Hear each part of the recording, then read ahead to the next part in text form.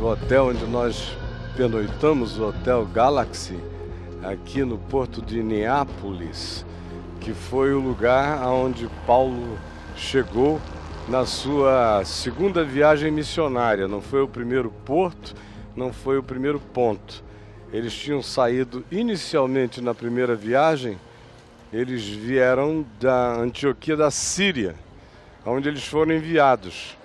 Isto depois da conversão de Paulo, quando ele se converteu entrando em Damasco, na Síria, com aquela magnífica manifestação de Jesus a ele, com luz em volta, todos ao redor viram a luz, ouviram a voz, ficaram impactados, ele caiu no chão, ficou cego por 3 dias, entrou na cidade, lá foi atendido por um irmão chamado Ananias, e já começou logo a dar testemunho do Evangelho. E a perseguição veio imediatamente. E ele teve que se retirar. E ele se retirou para onde? Na realidade, ele ficou 3 anos solitários no deserto da Arábia, orando, refletindo, pensando sobre o que lhe tinha acontecido, o significado de tudo aquilo, as implicações de cada uma daquelas coisas na vida dele. É dali que ele, em Antioquia da Síria, é enviado juntamente com Barnabé para fazer a sua primeira viagem. E de lugar em lugar, em cidade eles chegam e vão primeiro às sinagogas dos judeus e tentam anunciar o Evangelho àqueles que eram patrícios de Paulo. Às vezes era recebido por 1 sábado, 2 sábados, 3 sábados. Logo depois a perseguição vinha. Não raramente, eu diria que quase que completamente, eram os judeus que incitavam as autoridades locais aqui da Ásia Menor, hoje nós estamos na Macedônia, nós estávamos antes na Turquia, tudo isso fazia parte de Grécia e Ásia Menor. Eram os judeus que incitavam aquelas perseguições que podiam ser concluídas com apedrejamentos ou com prisões, com coisas as mais diversas e fustigantes. E depois que ele cobre uma quantidade grande de cidades, em todas elas sendo perseguido, mas em todas elas fazendo discípulos, ele retorna para Antioquia da Síria, lá onde é a Síria mesmo. E é lá na Antioquia que ele reporta tudo o que tinha acontecido, como os pagãos tinham crido no Evangelho, em contraposição à resposta dos judeus, que era sempre antagônica, sempre negativa, hostil, agressiva e persecutória. Mas aí surge uma questão entre aqueles que eram os cristãos judeus, especialmente de Jerusalém, dizendo como é que pode esses gentios estarem agora crendo no Evangelho e eles não observam a lei? Eles não guardam a lei de Moisés? E Paulo disse, não, nós somos salvos pela graça do Senhor Jesus. Quando o Evangelho entra neles, há uma mudança no coração, mas nós não estamos ensinando ninguém a guardar a lei. Nós estamos ensinando as pessoas a serem cheias do amor de Cristo, que as constrange, e por cujo constrangimento a consciência obedece naturalmente não à lei de Moisés, mas à lei da vida, à lei do Evangelho.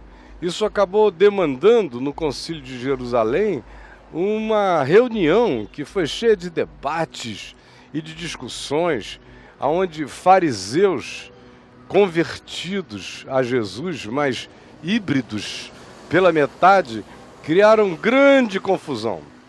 É no meio disso, e Paulo presente, agora tendo sido levado de Antioquia da Síria até Jerusalém, onde essa reunião estava se dando, que nessa reunião Pedro se levanta e diz, gente, vamos nos lembrar que foi através de mim que Deus mostrou e indicou para todo mundo o que ele iria fazer no mundo inteiro, quando ele me mandou até a casa de Cornélio, que era um romano, e derramou sobre eles o Espírito Santo sem lei de Moisés, sem rito judaico, sem nada, porque assim se cumpriam as profecias do Antigo Testamento, quando Deus dissera que Ele mesmo criaria para si um povo entre os gentios.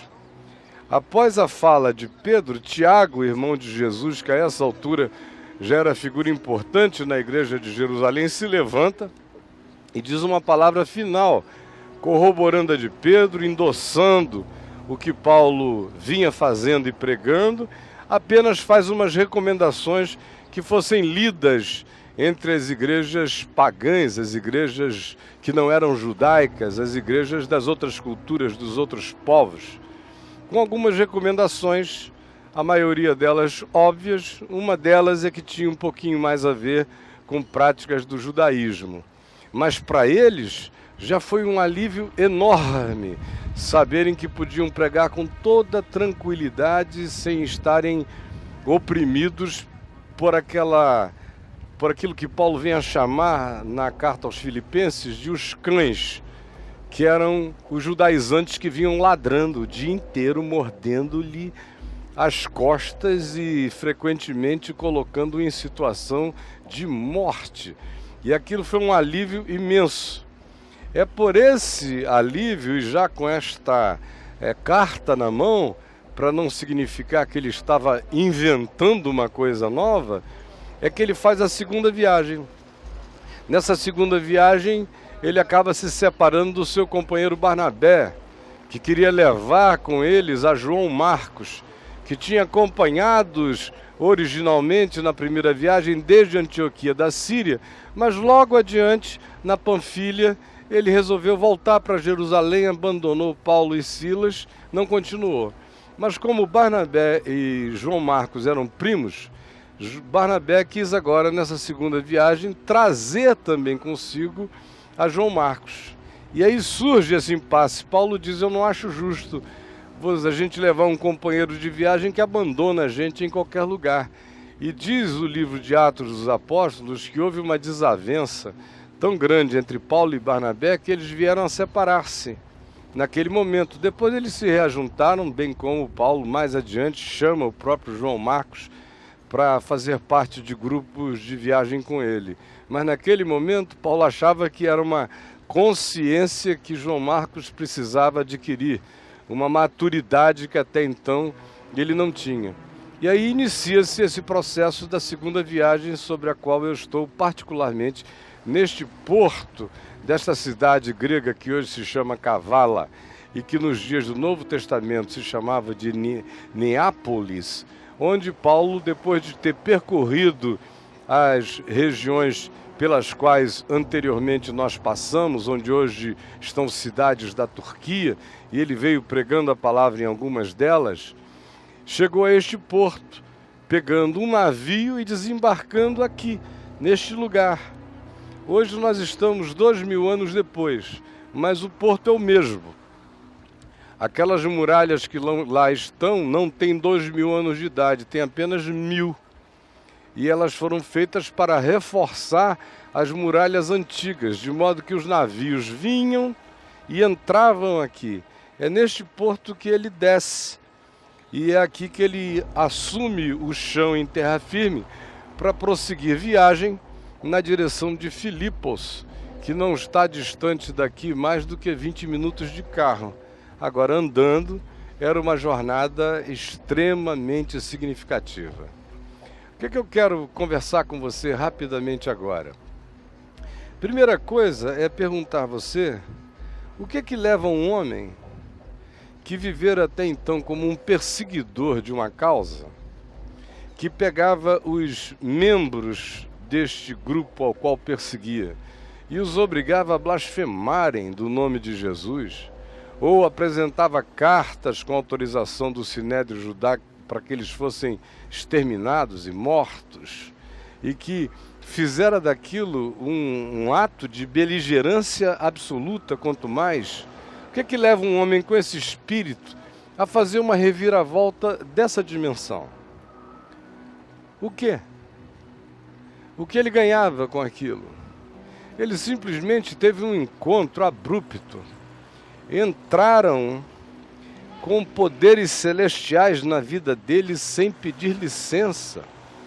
Quando ele estava indo de Jerusalém a Damasco com cartas de autorização na mão para matar ou aprisionar cristãos que moravam em Damasco, quando de repente uma súbita luz do céu brilhou ao redor deles e ele ouve aquela voz que lhe falou em hebraico: Saulo, Saulo, por que me persegues?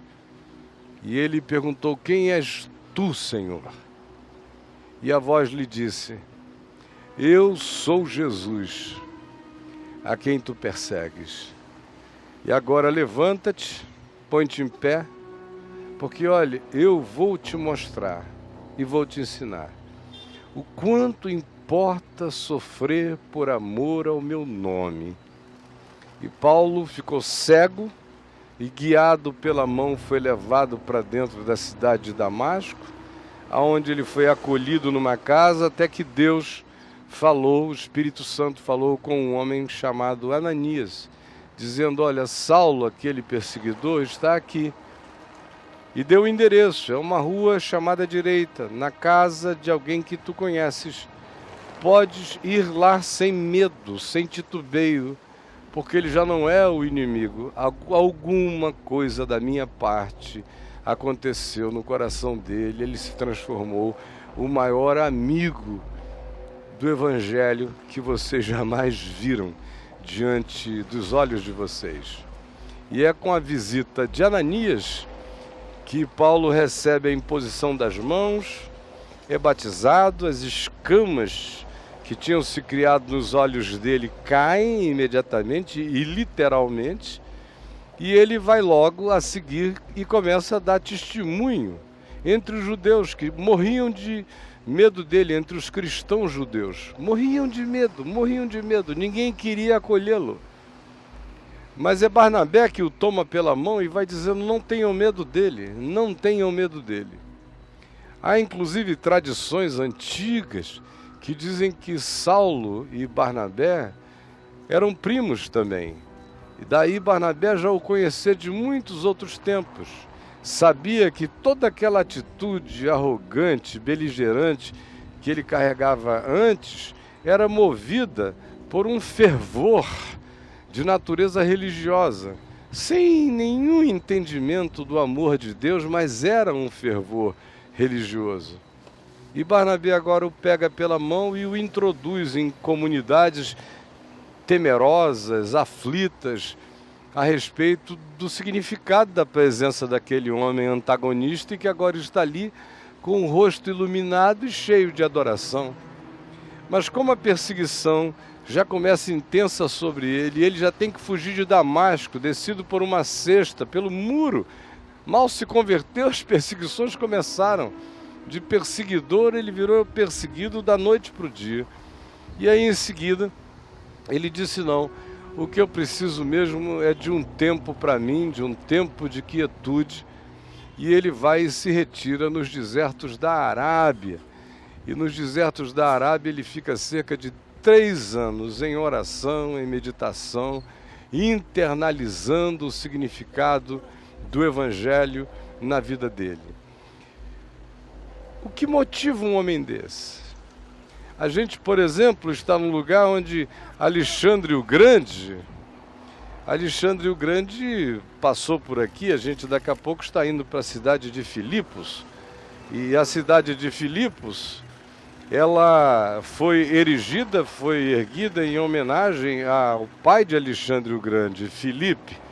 Alexandre conquistou o mundo inteiro, chegou aí até mesmo a Índia, viajou por lugares completamente impensados para ver se conquistava a glória.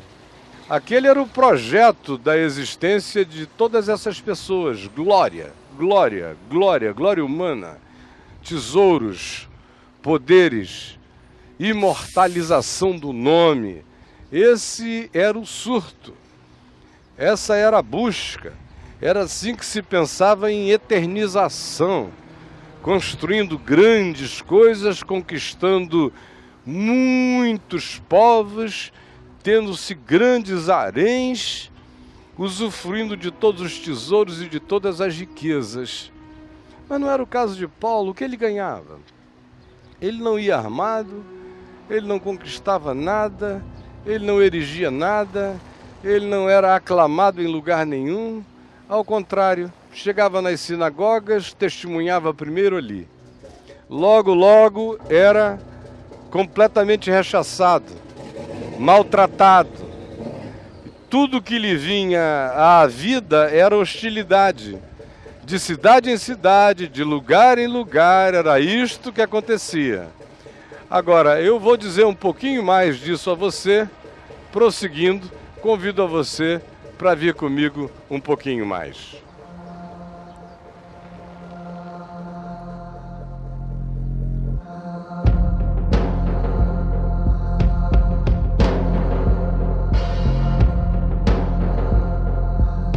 Não foram poucas as vezes, não era uma história para contar, eram tantas que ele, escrevendo aos Coríntios, narra aquilo dizendo cada uma dessas coisas. Ele diz muitas vezes, muitas vezes, muitas vezes, muitas vezes. Naufrágios, quando ele escreveu aos Coríntios, ele já tinha naufragado 3 vezes, ele não sabia ainda que naufragaria uma 4ª. A água, minha gente, o frio. A gente veio agora da Turquia, antiga Ásia Menor, pegando temperaturas baixas, todas as montanhas nevadas, um gelo horroroso. Viver naquelas condições era completamente adverso, e viajar de cidade em cidade era uma loucura. Que motivação era aquela? Que turbinamento, que poder, que paixão. Que intensidade fazia um ser humano tomar uma decisão daquela natureza? Ele disse: é o amor de Cristo que nos constrange. Não foi uma doutrina que o converteu.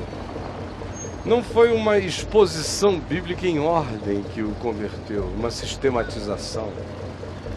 Não foi nenhum tipo de arrazoado apologético, de natureza filosófica, teológica. Não, jamais seria. Foi um encontro inegável, foi esbarrar na densidade da luz de Deus, foi ficar cara a cara com Jesus ressuscitado. Esse poder foi que daí em diante, que não foi um acontecimento único, mas instalou nele uma glória permanente, uma paixão ardente, que só aumentou, que só cresceu, que se transformou numa amizade cada vez mais profunda com Deus, cada vez mais íntima, cada vez mais ardente, numa intimidade que não nascia de letras, a letra mata, mas de revelação do Espírito no coração dele e de confirmação de Jesus com eles todos os dias, fazendo com que a palavra que era dita fosse confirmada por meio de sinais que se seguiam. Isso durou décadas de efervescência apaixonada. Acabou levando, novo ainda, aos 65, 66 anos de idade, a decapitação numa das colinas em Roma, no meio daquela loucura que os governos de Nero e Calígula promoveram naquele período da história romana. E ali ele morre. Agora hoje, eu fico vendo pessoalzinho que ficou traumatizado com essa quantidade enorme de charlatães da pseudo-fé, das crenças oportunistas, e que se traumatizaram pensando que o apóstolo Paulo é o Valdomiro, pensando que o apóstolo Paulo é o Macedo, ou é qualquer um desses oportunistas.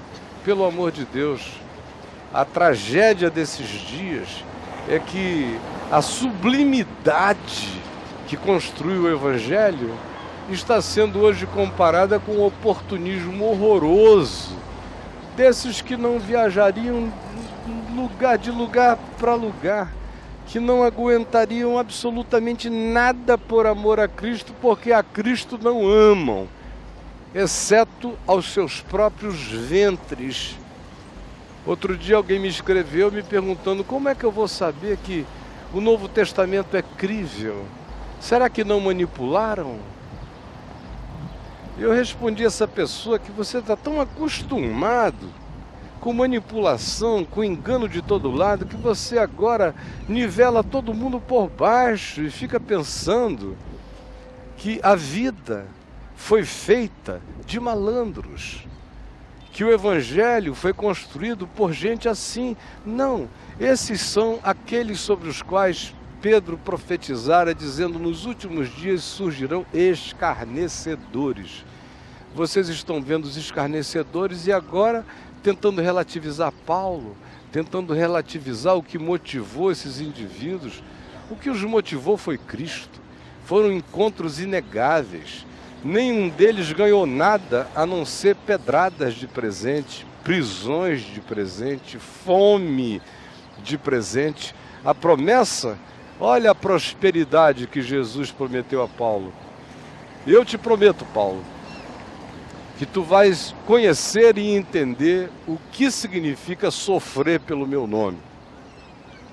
Sofrer pelo nome de Jesus não era discussão com outro religioso ganancioso falando mal de você. Tudo isso é bobagem. Nós estamos falando de histórias de homem. Não estamos falando de histórias de camelôs malandros. O que me deixa irado é ver que a grandeza do esforço, da profundidade, da paixão desvairada e incontrolada daqueles que deram a vida pelo Evangelho, pelo Jesus real, que os impactara, no caso de Paulo, que o esbofeteara de amor, está sendo agora toda relativizada por esses lobos enganadores, por esses trapalhões malévolos e endiabrados que vão fazendo o coração do povinho começar a pensar que evangelho é essa coisa que desevangeliza, que evangelho é essa nojeira que a mim me dá vontade de vomitar. Se você quiser, de todo o coração, eu lhe desafio. Pegue o livro de Atos dos Apóstolos, leia-o todo, e você não vai chegar ainda ao fim da história de Paulo. Quando termina no capítulo 28, ainda há muito mais história de Paulo que Lucas não narrou. Mas leia-o todo, para você ver do que eram feitos aqueles indivíduos, quais eram as motivações, quais eram as consistências, quais eram os impactos, quais eram de fato os âmagos de vida presentes neles. Do contrário, eu lhe digo uma coisa: você vai entrar num estado de total cinismo se você ficar pensando que o apóstolo Paulo tinha alguma coisa a ver com esses apóstolos do Pauoco que estão aí. Mas a desgraça desses dias é que a nojeira do que está sendo feito tem realizado no coração de milhares de pessoas, no mínimo, uma dúvida horrível. No coração de outros, uma horrorosa descrença. E pela ignorância, porque a grande maioria não conhece nada, não conhece o Novo Testamento, não conhece a história, não conhece quase coisa nenhuma, é uma cultura de internetzinha, de Facebook, de escolinha dominical chinfrim. E aí ficam dizendo: será que eu posso de fato crer que as coisas narradas no Novo Testamento são como são? Cada um deles deu a vida. Ninguém ficou rico, ninguém viveu como Nababo, ninguém experimentou nada a não ser perseguições, opressões e sofrimentos. E Paulo diz: porque para mim, no que me concerne, eu quero é a coroa da vida eterna.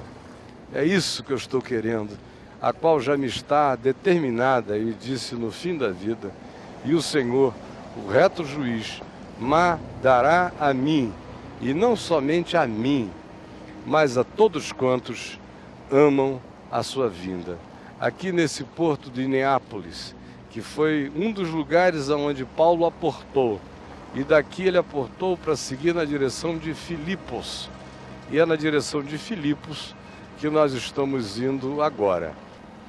sem que eu queira louvar nenhum tipo de sofrimento desnecessário, porque Paulo não era nenhum masoquista, nem tampouco eu sou, vou pegar a minha bolsinha, vou atravessar ali na direção da van, sabendo no meu coração que eu sou apenas um privilegiado de um determinado tempo até agora, aonde perseguição é gente falando mal de você. Ah, minha gente, eu me lembro do dia em que eu cheguei em casa e eu vi meu pai apaixonado por Jesus. Ele estava convertido há apenas 5 anos e eu estava convertido há 6 meses. E eu entrei em casa às 6 horas da tarde e ele estava lá com as luzes da casa apagadas, ninguém em casa. E ele estava em silêncio. Quando eu me aproximei do lugar em que eu senti a presença dele, que era uma escada que levava para o 2º andar da casa, eu percebi que ele estava soluçando. E aí eu me dirigi a ele e falei: pai, o que houve, paizinho? O que houve? Aí ele falou: ah, meu filho, o que houve é que esse amor de Cristo é tão extraordinário que eu estava aqui dizendo a Jesus: tomara que não seja preciso, mas se for, Senhor, eu estou aqui. Podem arrancar as minhas unhas, os meus dedos, os meus dentes, podem me desmembrar em carne viva, porque o que tu tens diante de ti é um homem, da mesma cepa daqueles que te amaram no princípio. E eu não estou aqui brincando de nada. O que eu tinha para dar eu já dei. Abri mão de tudo que eu tinha, dos meus confortos, do dinheiro, das facilidades, das riquezas que naturalmente na vida eu amealhei para andar na simplicidade do Evangelho. E sinto que é pouco. Estou entregando toda a minha vida, mas eu estava aqui, meu filho, dizendo a ele: se tu quiseres tudo me descarnar como uma oblação, como um testemunho da paixão do que o Evangelho pode fazer no coração de um homem que verdadeiramente te conheceu, eu estou aqui. Eu estou aqui. Eu estou aqui. Eu vou seguir para Filipos.